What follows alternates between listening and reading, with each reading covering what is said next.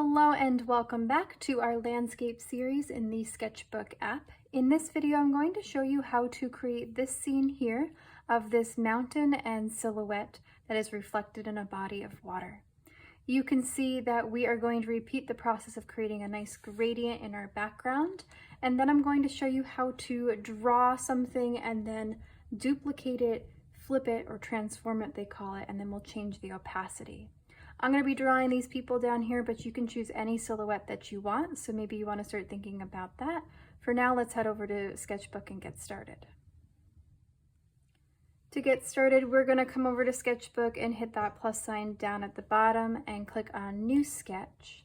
We are going to be using the same presets we've been using, which is 1800 by 2400 pixels, and we're going to make sure that our composition is vertical or in portrait mode. When you have that all set up, go ahead and click Create. When you come over to your composition, I always like to pinch it shut just a little so I can see the whole thing.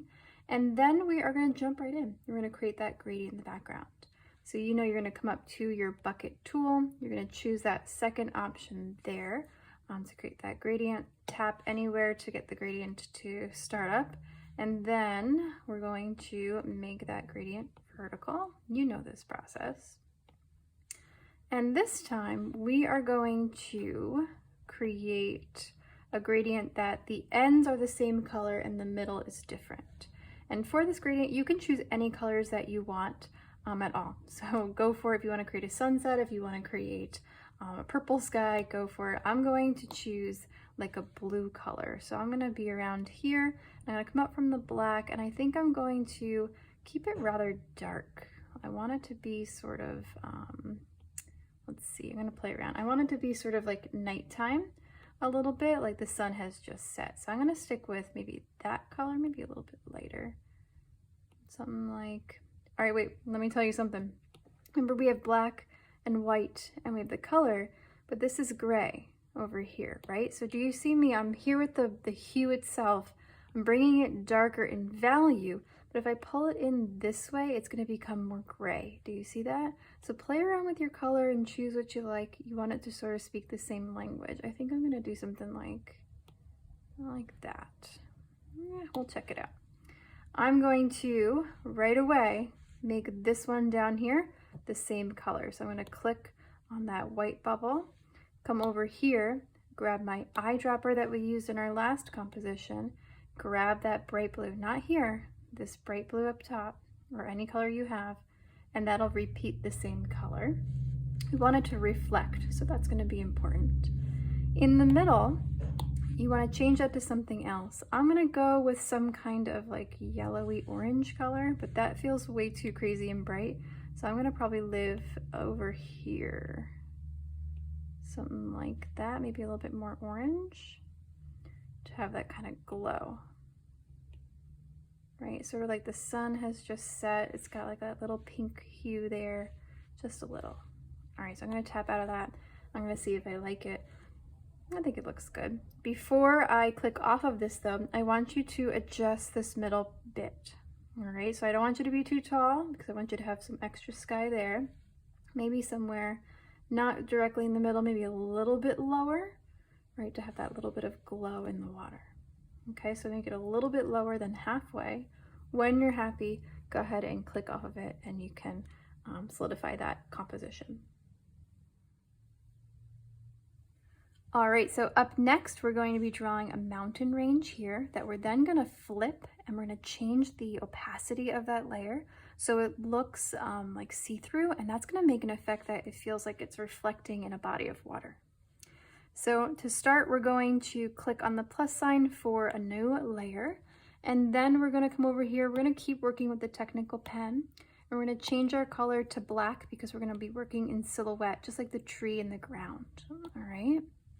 Now, here's a little sketch for you just to show you what we're about to do. We're going to come in here somewhere. We're going to make some kind of mountain range, and then the bottom of our mountain range is going to be a horizontal line. And we're going to fill that in with the bucket fill and flip. Now, this line here at the bottom of our mountain has to be perfectly horizontal because my water is going to be perfectly smooth, like one of those perfect clear days. And water is always going to interact with gravity and have that horizontal line right there. right? So I don't know about you, but that doesn't look really horizontal to me. I mean, it is, but it's kind of shaky. I want it to be more perfect than that. So I'm going to show you a tool that you have access to in Sketchbook that's going to be a lot easier than just trying really hard to like make a perfect line, because you're never really going to be able to. So I'm going to go back and, well, take a look at our use of space. Let me put that back. I'm going to put my mountain here so I have space to reflect it. Okay, so we don't want it too high, we don't want it too low. It's sort of like in the middle-ish, but we're really gonna, add some things down here in our water. All right, so I'm gonna go back, and the tool we're going to use is actually just called a ruler. It's pretty basic, but it is here for you, and I want to show you that. So the ruler is actually right next to the paint bucket tool. It's right here. Do you see it? It's like a little ruler on the side. When I click on that, you're gonna see the ruler pop up. It's not really for measuring, but more for creating those straight lines. You do have 3 options though. We have the straight ruler, we have a curved ruler, which is going to help you make those curves, and you do have control, and we'll talk about that in a later lesson. And we have this one here that helps you make ellipses. Now this ruler, the first option, if you take a look, it has some instructions here. It says tap and drag to move it around, and then to pivot it, you're going to use 2 fingers. So you know that if I take 2 fingers and I do this, I can change the angle of and the zoom of my composition. I want you to pay attention. Doesn't matter about the zoom, but pay attention to the angle. It must be 0 for this to work. So do make sure it's at 0. And the same thing goes for the ruler. I can take this ruler and I can move it wherever I want, but I can also turn it and change the angle. So I can create like diagonal lines like that really nicely as well. Look at that angle though. This must also be at 0. Okay, so set that up. And then watch how cool this is. I'm gonna just do it right here in the middle. I'm gonna come here and I'm gonna try and draw, and it's gonna go right, look at how far away I am. It's gonna go right on that line on both sides. Okay, so you can trace that ruler, which is really nice. But move this ruler to where the bottom of the mountain is going to be. I'm gonna put my bottom of my mountain right there. So I'll do that. Then I'll click off of the ruler, and now I am going to get ready to draw my mountain. Now, I don't know, I feel like that's a little too high. I'm going to do that again. I'm going to bring this down maybe to there.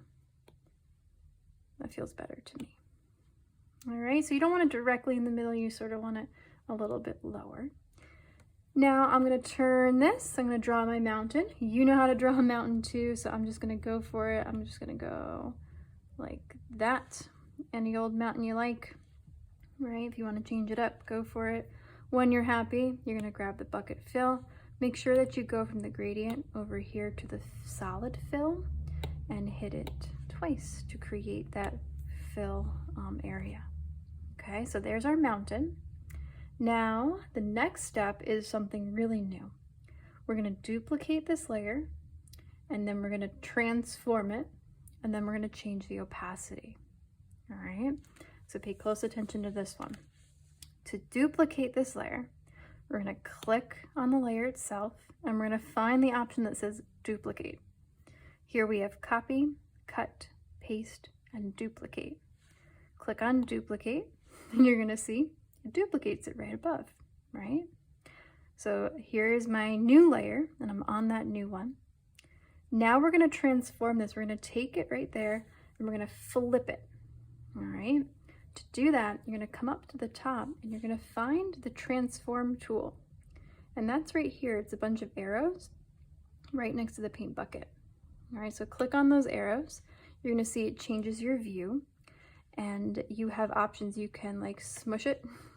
Let me see what that looks like. You can transform it yourself. You can move it around. You can flip it horizontal. You can flip it vertical, and you can turn it. So I'm going to turn it around. Do you see it? So it's turning that whole layer around. I'm going to put it back normal. And then I'm actually going, you can do it that way, but I'm going to click here to flip it upside down, right? And then I'm going to use my finger or my stylus, and I'm going to grab it, and I'm going to drag it down so that you can see it by itself. Okay, so you want it to be reflected exactly where it is, above and below.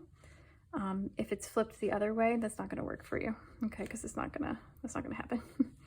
So you're going to drag this down, But don't leave any space between your two mountains, okay? And don't overlap it too much because that's not gonna happen like that, right? So you wanna get right at that edge and just sort of leave it right there. And you might run into an issue where you have a pixel or two on one side or the other. That drives me nuts that I can't get it like perfect. But, oh, look at that. But sometimes you'll have some pixels on the side. You can just fill it in later. When you're happy, go ahead and click Done. And you're gonna see over here, it's gonna flip it. Okay, so we duplicated the layer, we transformed it by flipping, and now we're gonna change that opacity. So to do that, you're gonna click on the layer again, and you're gonna change this slider. It says opacity, take that, click on that bubble, watch here, and drag it down. How cool is that, right? So this is 100, and 0 is gonna be invisible. But if you come somewhere around like 50% or so, that is going to look like a nice little reflection. How cool, right?